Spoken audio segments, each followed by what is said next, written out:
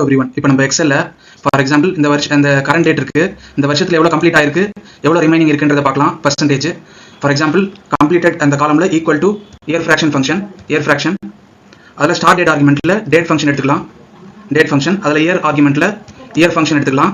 அதில் சீரியல் நம்பர்ல இந்த செல்லை செலக்ட் பண்ணிட்டு கரண்ட் டேட்டை செலக்ட் பண்ணிட்டு இப்போ பிராக்கெட்டை க்ளோஸ் பண்ணிட்டு கமா மந்த் வந்து 1 டே 1 இப்போ பிராக்கெட்டை க்ளோஸ் பண்ணிட்டு கமா கொடுத்தோம்னா எண்ட் டேட்ல இந்த கரண்ட் டேட்டை கொடுத்துட்டு இப்போ பிராக்கெட்டை க்ளோஸ் பண்ணோம்னா இப்போ என்டர் கொடுத்தோம்னா பர்சன்டேஜில் வந்துருச்சு. இப்போ ஆக்சுவலாக இது வந்து பர்சன்டேஜில் இருக்கிறதுனால அப்படி வருது. இப்போ ரிமைனிங் பார்க்கலாம். Equal to year fraction function அதில் ஸ்டார்ட் டேட் ஆர்குமெண்ட்டில் டேட் ஃபங்க்ஷன் எடுத்துக்கலாம், அதில் இயரில் இயர் ஃபங்க்ஷன் எடுத்துக்கலாம். சீரியல் நம்பரில் கரண்ட் டேட்டை கொடுத்துட்டு பிராக்கெட்டை க்ளோஸ் பண்ணிவிட்டு கமா மந்தில் 1 டே 1 இப்போ பிராக்கெட்டை க்ளோஸ் பண்ணிவிட்டு இப்போ எண்ட் டேட்டில் இந்த கரண்ட் டேட்டை கொடுத்துட்டு இப்போ பிராக்கெட்டை க்ளோஸ் பண்ணோம்னா என்டர் கொடுத்துடலாம். இப்போ தப்பாக வந்திருக்கு, ஏன்னா இயர் ஃபிராக்ஷன் முன்னாடி 1 மைனஸ் கொடுத்துட்டு இப்போ என்டர் கொடுத்தோம்னா கரெக்டாக அப்பியர் ஆயிடுச்சு.